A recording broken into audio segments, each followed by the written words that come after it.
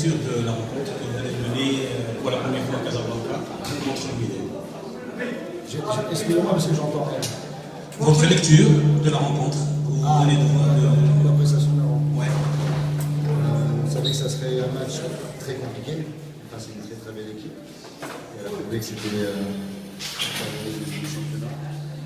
Maintenant, sur les quelques séances que j'ai pu travailler avec les joueurs, c'est bien. Sur les quelques séances que j'ai pu travailler avec les joueurs, voilà, on a mis quelque chose en place, ils ont bien répondu, ils ont été très très très très généreux. Ça c'est une qualité qui est appréciable pour un footballeur. Maintenant, ça ne reste que la première partie, il reste encore la deuxième partie, peut-être la plus compliquée. Voilà, mais on va dire que ça fait du bien au moral après quelques jours de travail avec ce groupe.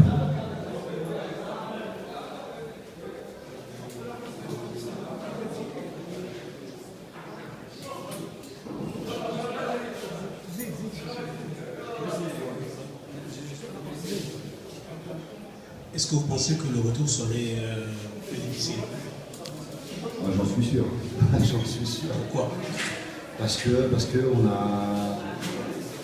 on a affaire voilà, à une équipe qui a l'ambition autant du championnat, autant de la coupe. Et voilà, ils vont avoir un sursaut d'orgueil et voudront effectivement réaliser une performance contre nous, et c'est légitime. Maintenant, on va jouer aussi notre premier match à domicile, donc dans notre stade, à nous aussi d'être conquérants et ambitieux, mais on va respecter cette équipe parce que c'est une très grande équipe, je le répète, j'ai pris beaucoup de plaisir à les voir jouer.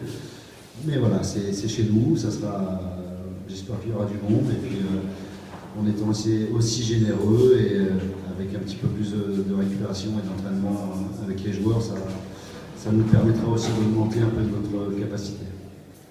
Coach, est-ce qu'il y aura d'autres joueurs qui ne sont pas qualifiés, vous les qualifierez dans le match retour? Oui, on y travaille, il y a quelques joueurs, il reste encore 2 jours, le mercato.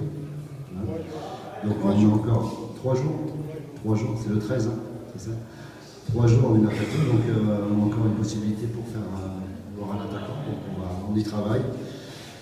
Donc voilà, on verra si c'est possible de le faire. Vous restez seulement dans le poste d'attaquant, il n'y a pas d'un défenseur, un milieu de terrain. Le problème, c'est qu'on a le droit qu'à 25 joueurs, donc j'ai déjà beaucoup de joueurs.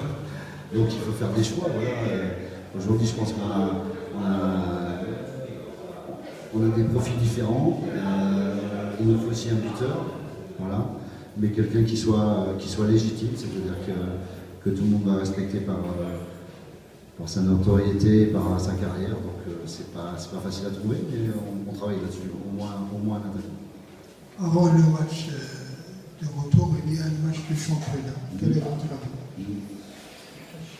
avis? Si on peut se servir justement, si on peut se servir de la façon dont on a arraché quelque chose ce soir et de le retransmettre pour le match de championnat, ça serait une bonne chose. Maintenant, encore une fois, je répète, ça va être compliqué parce que voilà, il y a la répétition de match, mais eux sont habitués justement au grand rendez-vous. Moi, je découvre un groupe très jeune, avec de l'ambition, des qualités, de l'insouciance aussi. Voilà, ils font beaucoup d'erreurs, mais ils sont généreux, donc on arrive à pallier ça. Est-ce que ça suffira? Je ne sais pas, mais on va essayer de travailler le peu de temps qui nous reste. On va essayer justement de travailler pour être un petit peu plus homogène, on va dire, et un peu plus stratégique. Oui, coach, durant la rencontre, nous avons vu certains joueurs tomber à terre. Oui. Est-ce que c'est une méthode de ces joueurs ou bien un système pour pouvoir gagner du temps? C'est la préparation physique, il manque la préparation physique ou... Ouais.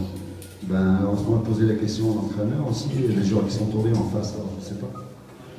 Il ne faut pas tout mélanger. Votre question est bizarre, parce qu'un joueur qui tombe, il peut être bousculé, je veux dire... c'est bizarre pour moi. Votre question est bizarre. Après, effectivement, tous les joueurs ne sont pas au même niveau de préparation. Il y a eu des joueurs qui sont arrivés en avant à la reprise, d'autres un petit peu plus tard. Et effectivement, là-dessus, sur la préparation, vous avez raison, ils ne sont pas tous au même niveau.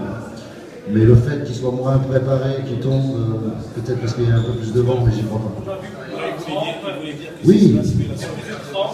Non, non, c'est pas de la simulation.